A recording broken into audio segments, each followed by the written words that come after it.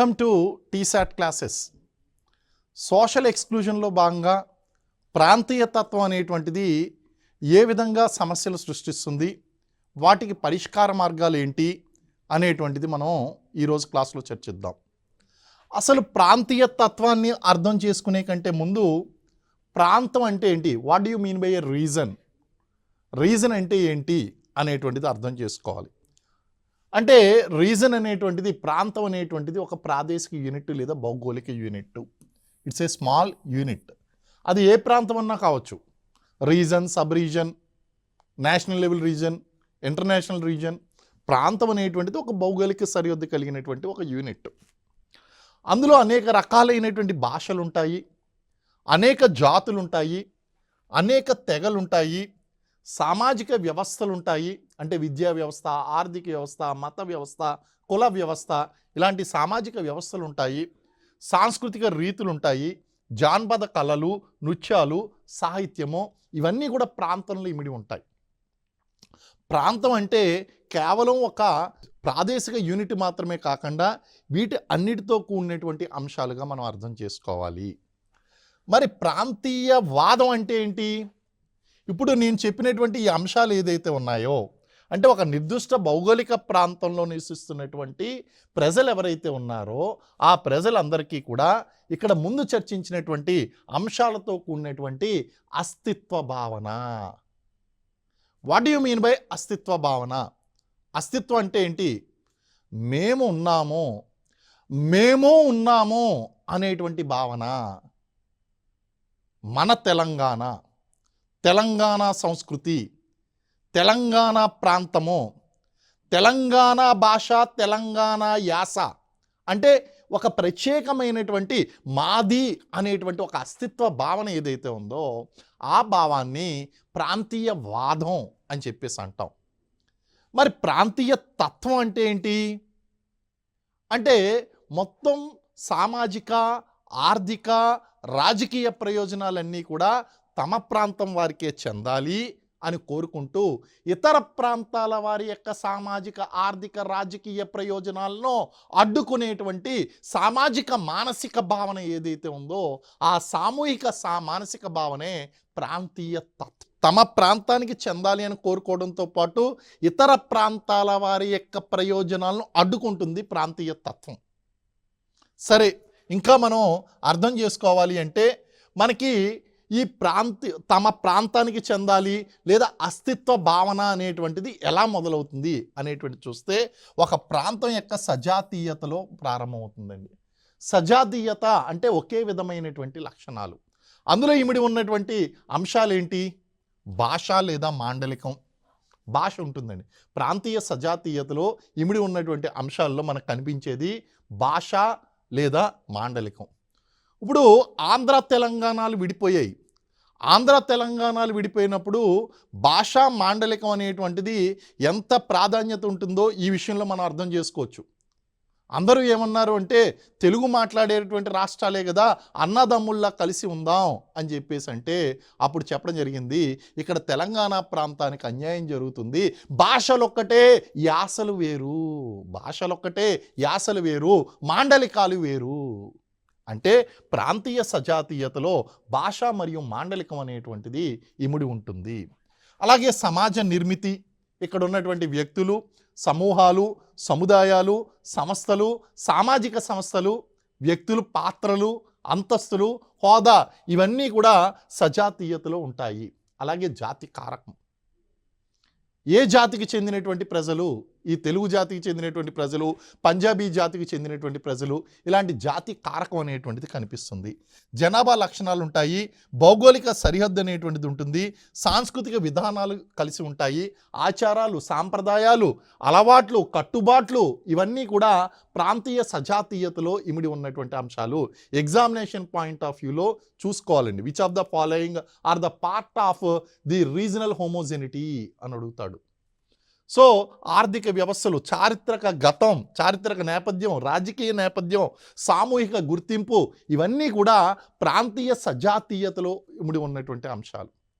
అంటే ఇప్పుడు రెండు ప్రాంతాలను మనం పోల్చినప్పుడు ఈ అంశాలన్నిటిలో కూడా భిన్నత్వం కనిపిస్తుంది. కానీ ఒకే ప్రాంతంలో నివసిస్తున్నటువంటి వాళ్ళ మధ్య సజాతీయత కనిపిస్తుంది, ఏకరూపత అనేటువంటిది కనిపిస్తుంది. దాన్నే హోమోజెనిటీ అంటాము.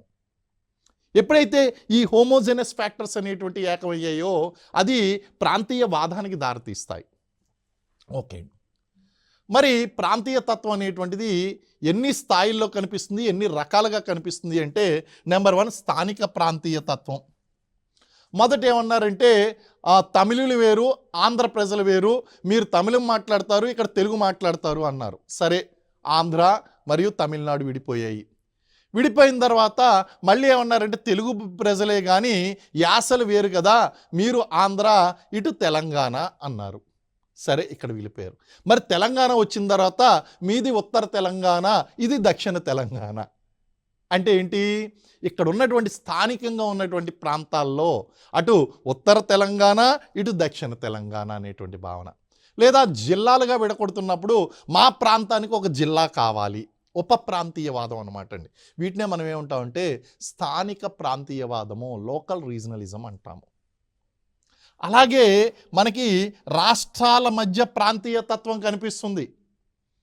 అంటే ప్రతి రాష్ట్రం కూడా తన యొక్క రాష్ట్రానికి అత్యధిక ప్రయోజనాలు పొందాలి అని ప్రయత్నిస్తూ ఉంటుంది, తన రాష్ట్రం యొక్క అభివృద్ధికి కృషి చేస్తూ ఉంటుంది.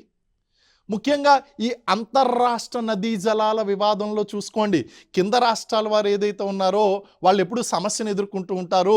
పై రాష్ట్ర వారు అత్యధికమైనటువంటి ప్రయోజనాన్ని పొందడం కోసం వాళ్ళు ఏం చేస్తారు? ప్రాజెక్టులు, ఆనకట్ల యొక్క డ్యాముల యొక్క ఎత్తును పెంచుతూ ఉంటారు. సో ఇక్కడ రాష్ట్రాల మధ్య ప్రాంతీయతత్వం కనిపిస్తూ ఉంటుంది. అది వివిధ రాష్ట్రాల మధ్య ఉండేటువంటి ప్రాంతీయతత్వం. అదేవిధంగా దేశాల మధ్య ప్రాంతీయతత్వం.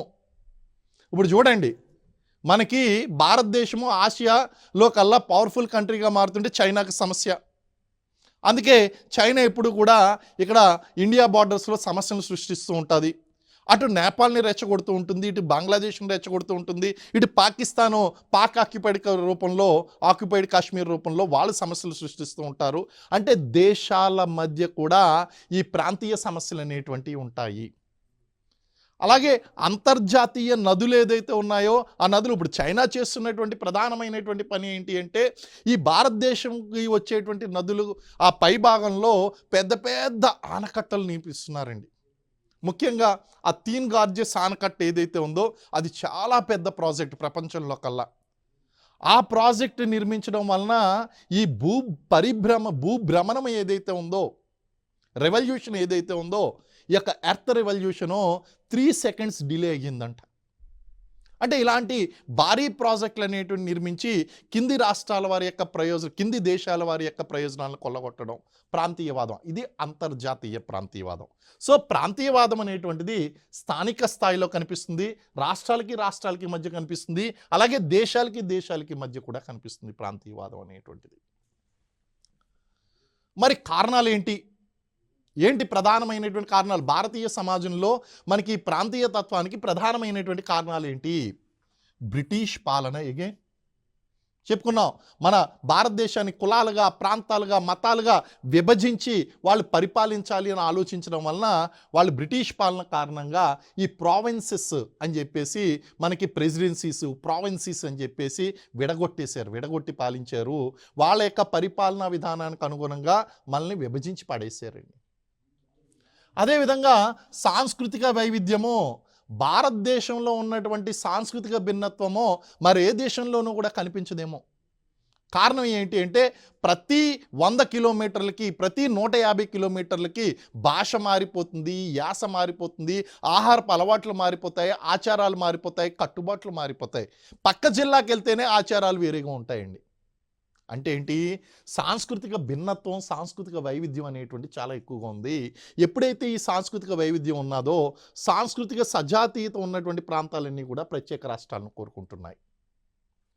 అలాగే చారిత్రక కారణాలు. గతంలో భారతదేశంలో ఏం జరిగిందంటే గతంలో కొన్ని రాష్ట్రాలు ఒక్కటిగా ఉన్నాయి, తర్వాత కాలంలో విడగొట్టేశారు. కానీ ఇందుకు వ్యతిరేకంగా కొన్ని చోట్ల ఏం జరిగిందంటే కొన్ని విడిపోయి ఉంటే వాటిని కలిపేయడం అనేటువంటి జరిగింది. ఉదాహరణకి మనకి మహా గుజరాత్ ఉద్యమం జరిగిందండి. మహా గుజరాత్ ఉద్యమం 1960స్లో జరిగింది. అది జరిగినప్పుడు ఏం జరిగింది అంటే మహా గుజరాత్ ఉద్యమంలో మరాఠీ మాట్లాడేటువంటి వాళ్ళందరూ మహారాష్ట్ర కోరుకున్నారు. గుజరాతీ భాష మాట్లాడేటువంటి వాళ్ళందరూ కూడా గుజరాతీ రాష్ట్రం కోరుకున్నారు. ఆ విధంగా మహా గుజరాత్ ఉద్యమం జరిగింది. ఆ ఉద్యమం జరిగినప్పుడు అక్కడ united the princely state of Kathiawar, ఈ కతియవార్ ఒక ఇండిపెండెంట్ సంస్థానంగా ఉండేది, ఇండిపెండెంట్ ప్రాంతంగా ఉండేది. సో ఈ మహా గుజరాత్ ఉద్యమం జరిగినప్పుడు ఏం చేశారంటే గుజరాత్లో ప్రస్తుతం ఉన్నటువంటి కొన్ని రాష్ట్రాలను అలాగే సౌరాష్ట్ర ప్రాంతాన్ని ఏమని పిలిచేవారంటే ప్రిన్స్లీ స్టేట్ ఆఫ్ కతియవార్గా పిలిచేవారు. ఆ సౌరాష్ట్ర ప్రాంతాన్ని కలిపి గుజరాత్గా తీసుకొచ్చేసారు. అంటే వాళ్ళు ఒకప్పుడు సెపరేట్గా ఉన్నారు. మహా గుజరాత్ ఉద్యమం జరిగిన తర్వాత గుజరాత్ రాష్ట్రంలో వీళ్ళని కలిపేశారు. ఇప్పుడు ప్రస్తుతం ఏం చేస్తున్నారు, సౌరాష్ట్ర ఉద్యమం కింద వాళ్ళు పోరాటాలు చేస్తున్నారు. ఇలాంటి చారిత్రక కారణాల వలన లేదా వాళ్ళు రాజులు పరిపాలించినప్పుడు వేరియస్ బ్రిటిష్ వారి కాలంలో వాళ్ళు ఇండిపెండెంట్గా ఉన్నటువంటి వాళ్ళని వేరే రాష్ట్రంలో తీసుకొచ్చి కలపడం వలన ప్రస్తుతం వాళ్ళు ఉద్యమాలు అనేటువంటివి చేస్తున్నారండి. అలాగే భౌగోళిక కారణాలు. భారతదేశం కనుక మనం చూసినట్లయితే భారతదేశం ముఖ్యంగా ఈ యొక్క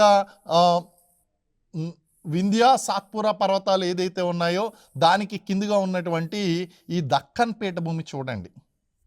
అలాగే భారతదేశం యొక్క ఫిజికల్ సెట్టింగ్ కూడా చూడండి. ఈ దక్కన్ పీఠభూమి ఎలా ఉన్నది అంటే గనక ఇది పశ్చిమ నుంచి తూర్పుకు వాలి ఉంది.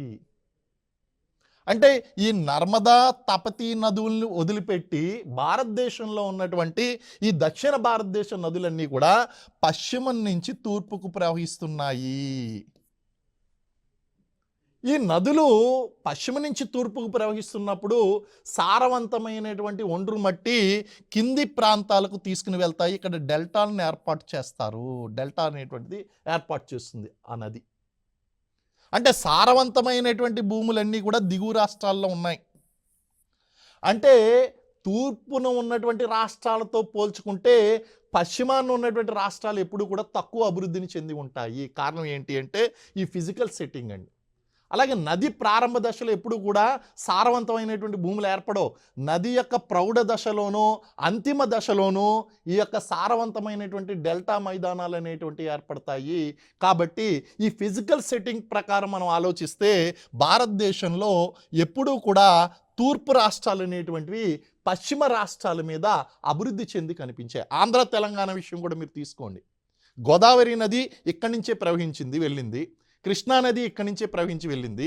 కానీ ఆనకట్లు అనేటువంటి ఆంధ్ర ప్రాంతంలో నిర్మించడానికి గల కారణం ఏంటంటే అక్కడ డెల్టా భూములు అనేటువంటి సారవంతంగా విస్తరించి ఉన్నది. తెలంగాణ ప్రాంతం అంతా కొండలతోనూ మిట్టలతోనూ పీఠ భూములతోనూ నిండిపోయింది. కాబట్టి అక్కడ అభివృద్ధి అంతా కూడా అక్కడ జరిగిందండి. సో న్యాచురల్గా కనుక చూస్తే ఈ అభివృద్ధి కారణాలు అంటే ఈ అభివృద్ధి పరమైనటువంటి డిఫరెన్సెస్ భౌగోళిక కారణాల వలన ఏర్పడుతున్నాయి. అందువలన కూడా రీజనలిజం, ప్రాంతీయ తత్వం అనేటువంటి అభివృద్ధి చెందుతుంది. ఎందుకంటే ఇక్కడ రాష్ట్రాలతో పోల్చుకుంటే ఇక్కడ రాష్ట్రాలు తక్కువ అభివృద్ధి చెందుతున్నాయండి. అదేవిధంగా రాజకీయ కారణాలు. మనకి ఇండియన్ డెమోక్రసీలో భారత ప్రజాస్వామ్యంలో ఈ యొక్క స్థానిక రాజకీయ పార్టీలు అనేటువంటి ఎప్పుడైతే వచ్చాయో అవి ఎప్పుడు కూడా స్థానిక ప్రజల యొక్క మద్దతును కూడగొట్టుకోవడానికి ప్రయత్నిస్తాయి. అసలు పొలిటికల్ పార్టీని స్థాపించినటువంటి 9 నెలల్లో అధికారాన్ని చేపట్టినటువంటి స్థానిక రాజకీయ పార్టీ ఏదంటే Telugu Desam party. NT Rama Rao government ఉమ్మడి ఆంధ్రప్రదేశ్లో పార్టీని స్థాపించినటువంటి 9 నెలల్లో రాజ్యాధికారాన్ని చేపట్టేటండి. అంటే ఈ రాష్ట్రాల్లో ఉండేటువంటి స్థానిక పార్టీలు ఏదైతే ఉన్నాయో ఈ పార్టీలన్నీ కూడా స్థానిక ప్రాంతాల యొక్క ప్రయోజనాల కోసమే కృషి చేస్తాయి తప్ప జాతి ప్రయోజనాల కోసం కృషి చేయవు. అక్కడ ఖచ్చితంగా మనకి ప్రాంతీయవాదం అనేటువంటిది కనిపిస్తుందండి. ఇప్పుడు ఆంధ్ర ప్రాంతంలో కనుక చూస్తే ఆంధ్ర ప్రాంతంలో మనకి అక్కడ వైఎస్ఆర్సీపీ పార్టీ, అలాగే ఇక్కడ టీఆర్ఎస్ పార్టీ, ఇవన్నీ ప్రాంతీయ పార్టీలండి. మరి జాతీయ పార్టీలు అంటే బీజేపీ, కాంగ్రెస్, ఇవన్నీ జాతీయ పార్టీలుగా మనం చెప్తాం. సో జాతీయ పార్టీలు ఎప్పుడు కూడా జాతి ప్రయోజనాల గురించి ఆలోచిస్తాయి. ప్రాంతీయ పార్టీలు ఎప్పుడు కూడా ప్రాంతీయ ప్రయోజనాలను రెచ్చగొట్టడానికి కొంచెం ప్రయత్నిస్తాయి. ఎందుకంటే స్థానిక ప్రజల యొక్క మద్దతు అనేటువంటిది అవసరం. అయితే జాతీయ పార్టీలు ఏం చేస్తున్నాయంటే ఇప్పుడు స్థానిక ప్రయోజనాలతో జాతీయ ప్రయోజనాలను మ్యాచ్ చేయడానికి ప్రయత్నిస్తున్నాయి. ఆ విధంగా స్థానిక ప్రయోజనాలను కాపాడడానికి కూడా ప్రయత్నిస్తున్నాయండి. సరే, మరి తక్కువ అభివృద్ధి చెప్పాను. ఇక్కడ ఉన్నటువంటి పక్కపక్క రాష్ట్రాల్లో ఒక రాష్ట్రం ఏమో ఎక్కువ అభివృద్ధి చెందుతుంది, ఒక రాష్ట్రం తక్కువ అభివృద్ధి చెందుతుంది. ఆటోమేటిక్గా తక్కువ అభివృద్ధి చెందినటువంటి రాష్ట్రాలు మేము విడిపోతే మా వనరులు మాకుంటాయి. ఇప్పుడు ఆంధ్ర తెలంగాణలు విడిపోయినప్పుడు ఆంధ్ర ప్రాంతము అత్యధికంగా అభివృద్ధి చెందింది, తెలంగాణ ప్రాంతం కొంత నిర్లక్ష్యానికి గురైందండి. రాజకీయ కారణాలు, భౌగోళిక కారణాలు, ఆర్థిక కారణాలు. అందుకే నిధులు, నీళ్లు, నియామకాల పేరుతో ఒక సిద్ధాంతాన్ని తీసుకొచ్చి ప్రత్యేక రాష్ట్రాన్ని కోరుకోవడం జరిగిందండి. సో ఆ విధంగా తక్కువ అభివృద్ధి అనేటువంటిది ప్రాంతీయ తత్వానికి దారితీస్తుంది. అలాగే రాష్ట్రాల వెనకబాటుతనం, ఇవన్నీ కూడా కారణాలుగా మనం చెప్పొచ్చండి. మరేంటి నివారణ ఉపాయాలు ఏంటి? ఇంత సమస్య ఉన్నప్పుడు ఈ ప్రాంతీయ తత్వాన్ని ఎలా నివారించాలి? ఇప్పుడు ప్రాంతీయ అసమాన అభివృద్ధి అనేటువంటిది మెయిన్ ఫ్యాక్టర్గా మనకు కనిపిస్తుంది కదా. ఒక రాష్ట్రం అభివృద్ధి చెందుతుంది, మరొక రాష్ట్రం అభివృద్ధి చెందటం లేదు. కాబట్టి ఏం చేయాలి? ఈ ప్రాంతాలు అనేటువంటి సమానంగా అభివృద్ధి చెందాలి అంటే ఇక్కడ ఇన్ఫ్రాస్ట్రక్చరల్ ఫెసిలిటీ అనేటువంటి ట్రాన్స్పోర్టేషన్, రవాణా సదుపాయాలు అనేటువంటివి అన్ని ప్రాంతాలకు విస్తరించాలి. అత్యంత వేగంగా, అత్యంత సమర్థవంతంగా చేరుకోగలిగిన విధంగా ఈ సప్లై చైన్స్ మెయింటైన్ చేయాలి అంటే, ఈ యొక్క వాణిజ్య వ్యాపారాలు అనేటువంటి అభివృద్ధి చెందాలి అంటే రవాణా సాధనాలు అనేటువంటి ఇంప్రూవ్ చేయాలి, అభివృద్ధి చేయాలి. ఇటు road transportation, air transportation, water transportation, వీటన్నిటిని కూడా బాగా అభివృద్ధి చెందితే అప్పుడు అన్ని ప్రాంతాలు కూడా సమానంగా అభివృద్ధి చెందేటువంటి అవకాశం ఉంటుంది, ప్రాంతీయ తత్వం రాకుండా ఉంటుందండి. అలాగే మనం ప్రాంతీయ చరిత్ర కన్నా జాతి చరిత్రను ప్రచారం చేయాలి. అంటే ఇప్పుడు it is not the least factor. ఇప్పుడు అమెరికన్ సొసైటీని కనుక తీసుకున్నట్లయితే అమెరికాలో ద స్టేట్ హుడ్ అనేటువంటిది, కంట్రీ నేషనలిజం అనేటువంటి చాలా ఎక్కువగా ప్రచారం చేస్తూ ఉంటారు. సో ఇలాంటి ప్రచారం చేయడం వలన ఏం జరుగుతుంది అంటే మనకి ప్రాంతీయ ప్రయోజనాలు కొంతవరకు దెబ్బతిన్నప్పటికీ జాతి ప్రయోజనాలను దృష్టిలో పెట్టుకుని ప్రాంతీయ తత్వం రాకుండా చూసుకునేటువంటి అవకాశం ఉంది. అలాగే ప్రాంతీయ సమానాభివృద్ధి, ప్రాంతీయ పార్టీలను కట్టడి చేయడం, ఇది మనం చెప్పుకుంటాం కానీ వాస్తవంలో అంత సులువు కాదు. కారణం ఏమిటి అంటే ప్రాంతీయ పార్టీల యొక్క పాత్ర చాలా ఎక్కువగా ఉందండి. కాబట్టి ప్రాంతీయ పార్టీలను కట్టడి చేయడం అనేటువంటిది కూడా ఒక రకమైనటువంటి సొల్యూషన్గా తీసుకుంటాం, కానీ వాస్తవంలో ఎంతవరకు చేయగలం అనేటువంటిది కొంతవరకు చూసుకోవాలి. నెక్స్ట్ జాతీయ భావాన్ని ప్రచారం చేయడం, మీడియా ద్వారా జాగృతం చేయడం, అలాగే సరైనటువంటి అవకాశాలను, విద్యా ఉద్యోగ అవకాశాలు అనేటువంటి కల్పించడం, ఇలాంటి చర్యలు చేపట్టడం వలన మనం ప్రాంతీయ తత్వాన్ని కొంతవరకు నివారించవచ్చు. మరైతే భారతదేశంలో వివిధ ప్రాంతాల్లో సమస్యలు అనేటువంటివి ఉన్నాయా? ఇప్పటికీ ఉన్నాయండి. ఉదాహరణకి మనకి బెల్గాం సమస్య కనుక చూసుకున్నట్లయితే, బెల్గాం అనేటువంటిది ఒక చిన్న ప్రాంతం. ఆ ప్రాంతం మాకు కావాలని చెప్పి ఇటు మహారాష్ట్ర, ఇటు కర్ణాటక సుప్రీంకోర్టు తీర్పు ఇచ్చినప్పటికీ కూడా ఇంకా ఘర్షిస్తూనే ఉన్నారండి, ఇంకా ఘర్షణ పడుతూనే ఉన్నారు. కారణం ఏంటి అంటే ఇక్కడ బెల్గాం అనేటువంటిది కర్ణాటక ప్రాంతానికి చెందుతుంది అని చెప్పి, ఇది ఉండడం కర్ణాటకలో ఉంది. కానీ కర్ణాటకలో అక్కడ ఉన్నప్పటికీ కూడా అక్కడ మరాఠీ సంస్కృతి చాలా ఎక్కువగా ఉందండి. సుమారు 70% మంది మరాఠీ మాట్లాడతారు బెల్గాంలో. ఇండియన్ ఆర్మీకి చెందినటువంటి Maratha light infantry regimental centre కూడా బెల్గాంలోనే ఉంది. కమాండో ట్రైనింగ్ సెంటర్ కూడా బెల్గాంలోనే ఉందండి. సో ఆ విధంగా కనుక చూసుకుంటే బెల్గాంలో మనకి కన్నడ ప్రభావం కన్నా మరాఠీ ప్రభావం ఎక్కువగా కనిపిస్తుంది. అయితే భౌగోళిక కారణాల వలన అది ఎవరికి ఇచ్చేయడం జరిగింది అంటే అది కర్ణాటక ప్రజలకు ఇచ్చేయడం జరిగింది. ఇప్పటికీ కూడా మహారాష్ట్ర మరియు కర్ణాటక ఈ బెల్గాం గురించి ఘర్షించడం జరుగుతుందండి. అలాగే వనరుల గురించి కనుక చూస్తే మనకి కేరళ, కర్ణాటక ఈ కేసర్గఢ్ ప్రాంతం గురించి వీళ్ళిద్దరూ ఘర్షిస్తున్నారు. అస్సాం మరియు నాగాలాండ్ మధ్య మనకి రేంగ్మా రిజర్వ్ ఫారెస్ట్, అంటే ఇక్కడ రిజర్వ్ ఫారెస్ట్లో వచ్చినటువంటి వనరులు ఇటు నాగాలాండ్ వాళ్ళు తీసుకోవాలా, అస్సాం వాళ్ళు తీసుకోవాలి. ఎందుకంటే ఒకప్పుడు అస్సాం అనేటువంటిది నార్త్ ఈస్టర్న్ ఫ్రాంటియర్ ఏజెన్సీ, జాగ్రత్తగా గుర్తుపెట్టుకోండి, నేఫా అనేటువంటి పేరుతో ఈ 7 సిస్టర్స్ అనేటువంటి కాన్సెప్ట్ అప్పుడు లేదు. బ్రిటిష్ వారి టైంలో నేఫా పేరు మీదుగా పిలువబడేది. తర్వాత ఈ నేఫా ప్రాంతం ఏమైందంటే అస్సాం నుంచి మిగిలినటువంటి రాష్ట్రాలు విడిపోవడం అనేటువంటిది జరిగింది, 7 సిస్టర్స్గా మారిపోయిందండి. సో ఇప్పుడు ఏం జరిగిందంటే ఆ విభజనలో రేంగ్మా రిజర్వ్ ఫారెస్ట్ ఏదైతే ఉందో ఈ రిజర్వ్ ఫారెస్టు అస్సాం చెందుతుందని అస్సాము, నాగాలాండ్ చెందుతుంది నాగాలాండు, వీళ్ళిద్దరూ కూడా ఘర్షించుకోవడం అనేటువంటిది కనిపిస్తుంది. అలాగే పంజాబ్ మరియు హర్యానాలు విడిపోయినాయి. పంజాబ్ మరియు హర్యానాలు విడిపోతున్నప్పుడు మనకి చండీగఢ్ సమస్య అనేటువంటిది వచ్చింది. కారణం ఏంటి అంటే చండీగఢ్ మాకు కావాలని ఇటు పంజాబ్ ప్రజలు అటు హర్యానా ప్రజలు కోరుకుంటే ఆఖరికి దానికి సొల్యూషన్ కింద ఏమన్నారు అంటే 6 నెలలు పంజాబ్కి చెందుతుంది, 6 నెలలు హర్యానాకి చెందుతుంది అని చెప్పి డిసైడ్ చేసి 2 రాష్ట్రాలకు ఇవ్వడం జరిగిందండి. ఎందుకంటే Chandigarh is the most beautiful city and well planned city in India. మీరు టౌన్ ప్లానింగ్ ప్రకారం చూస్తే కనుక చండీగఢ్ సిటీని చూస్తే కనుక ద బెస్ట్ సిటీ అనమాట అండి. అందుగురించే ఈ 2 రాష్ట్రాలు గర్హించాయి. ఆఖరికి సొల్యూషన్ కింద ఏం చేశారంటే పంజాబ్ హర్యానాలు విడగొట్టినప్పుడు ఏమన్నారంటే చండీగఢ్ అనేటువంటిది 6 నెలలు పంజాబ్కి చెందుతుంది, 6 నెలలు హర్యానాకి చెందుతుంది అని చెప్పారు. అలాగే కావేరీ నదీ జలాలు, రాష్ట్రాలు మంచివే, ఈ నదులే గొడవలు పెడుతున్నాయన్నమాట. అంటే ఇది హాస్యాస్పదంగా చెప్పినప్పటికీ కూడా ఈ నదులు అనేటువంటివి వివిధ రాష్ట్రాల గుండా ప్రయాణించడం వలన ఈ నదీ జలాల వినియోగంలో రాష్ట్రాల మధ్య వివాదాలు అనేటువంటి తలెత్తుతున్నాయి. ఈ కావేరీ నదీ జలాలు తమిళనాడు, కేరళ, కర్ణాటక. ఈ కావేరీ నదీ జలాల గురించి సుప్రీంకోర్టులో తీర్పు వచ్చినప్పుడల్లా ఇటు మద్రాసులోను బెంగళూరులోను, మద్రాసులోనేమో కన్నడ ప్రజల మీద దాడులు జరుగుతాయి, అలాగే అక్కడ బెంగళూరులో తమిళ ప్రజల మీద దాడులు జరుగుతాయండి. కారణం ఏంటంటే కావేరీ నదీ జలాల తీర్పు. అలాగే కృష్ణా నదీ జలాలు we are all aware not only with మహారాష్ట్రతో పాటు ఆంధ్రప్రదేశ్, తెలంగాణలు కూడా ఈ మన కృష్ణా నదీ జలాల గురించి దెబ్బలాడుకోవడం అనేటువంటిది మనకు కనిపిస్తూ ఉంటుంది. అంటే మహారాష్ట్ర, ఆంధ్రప్రదేశ్, కర్ణాటక, తెలంగాణ ఈ 4 రాష్ట్రాలు కూడా కావేరీ నదీ జలాల గురించి సమస్యతో సతమతమవుతున్నాయండి. అలాగే రావి నదీ జలాలు అటు పంజాబ్, రాజస్థాన్, హిమాచల్ ప్రదేశ్ వాళ్ళు ఈ 3 రాష్ట్రాల వారు రావి నదీ జలాల గురించి అక్కడ సమస్య అనేటువంటి తలెత్తుతుంది.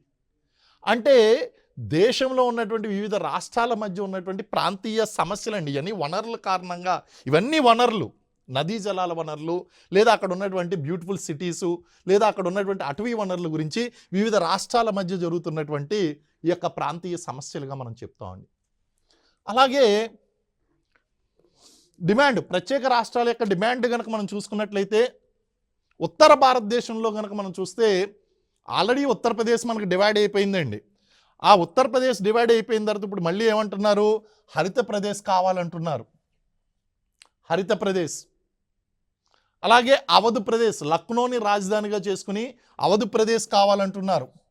మధ్యప్రదేశ్, ఉత్తరప్రదేశ్లో ఉన్నటువంటి భాగాలతో బుందేల్ రాజులు, చందేలు, బుందేళ్ళు పరిపాలించారు కదా, బుందేల్ఖండ్ కావాలంటున్నారు.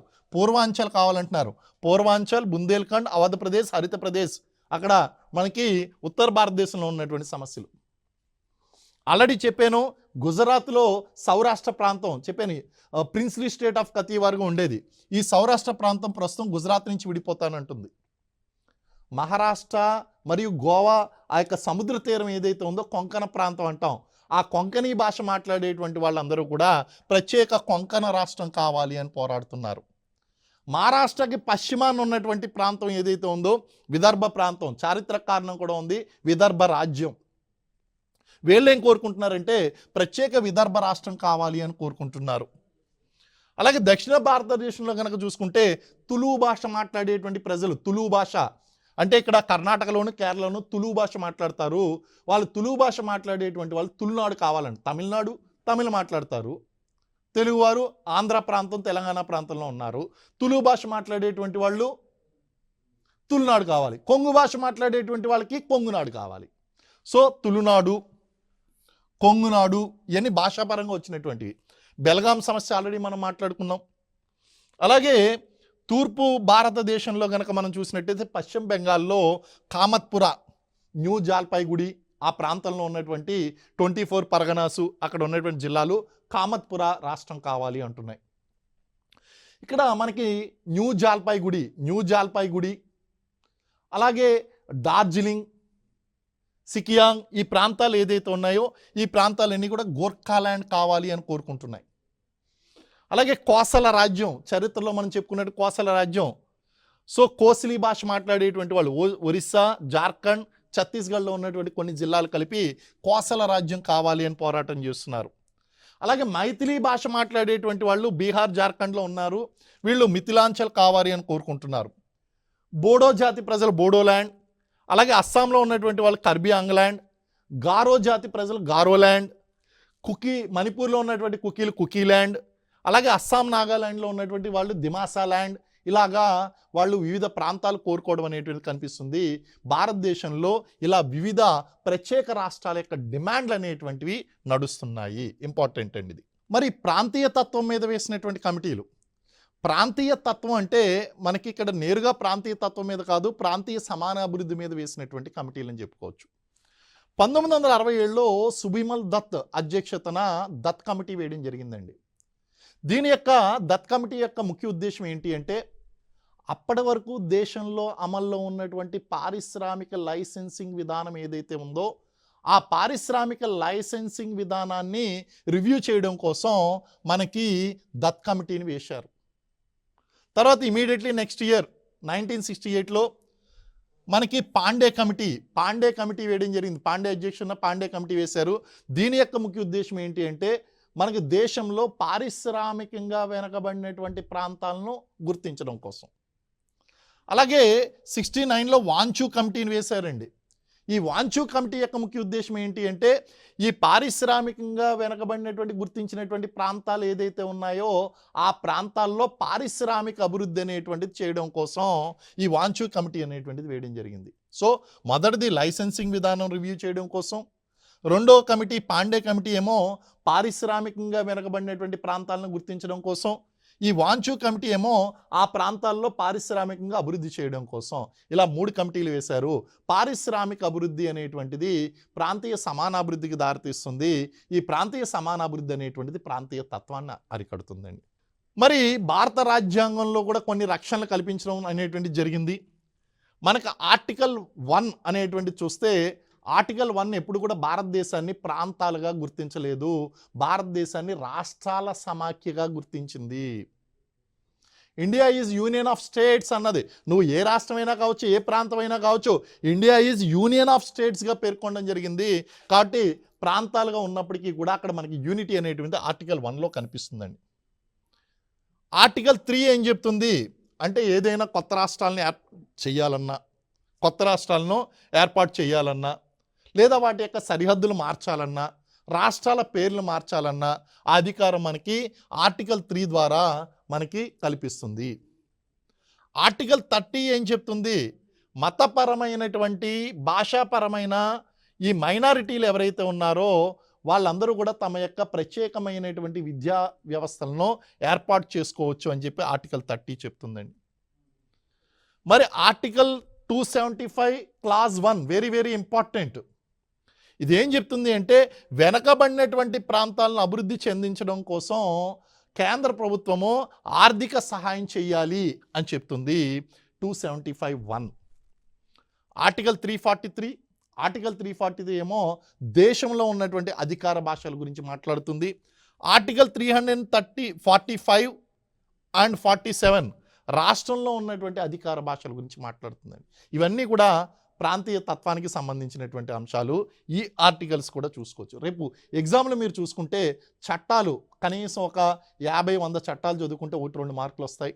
ఆర్టికల్స్ కూడా చూడండి, ఆర్టికల్స్ కూడా ముఖ్యమైనటువంటి ఆర్టికల్స్, మన సోషియాలజీ అని కాకుండా మీరు ఈ ఆర్టికల్స్ కూడా చదువుకున్నారు అంటే మనకి సుమారు ఒక 40-50 ఆర్టికల్స్ చదువుకుంటే అక్కడ కూడా 1-2 మార్కులు వచ్చేటువంటి అవకాశం ఉంది. సో ఆ విధంగా మనకి ప్రాంతీయ తత్వం మీద వేసినటువంటి వివిధ కమిటీలు, అలాగే నివారణ చర్యలు, వీటినన్నింటిని కూడా చర్చించాం. ఏదేమైనప్పటికీ కులతత్వం, ప్రాంతీయ తత్వం అనేటువంటిది దేశ సమైక్యతకు గొడ్డల పెట్టు లాంటిది. కాబట్టి ఈ సమస్యలను మనం జాతి సమైక్యతను గుర్తులో పెట్టుకుని, జాతి అభివృద్ధిని, జాతీయ లక్ష్యాలను దృష్టిలో పెట్టుకుని ఈ యొక్క సమస్యలను అధిగమించవలసినటువంటి అవసరం ఎంతైనా ఉంది. ఇది ఈనాటి ప్రాంతీయ తత్వం మీద మనం చెప్పుకునేటువంటి ముఖ్యమైనటువంటి అంశాలు. మరిన్ని ముఖ్యమైనటువంటి అంశాలతో మనం నెక్స్ట్ ఎపిసోడ్లో కలుద్దాం. Thank you very much.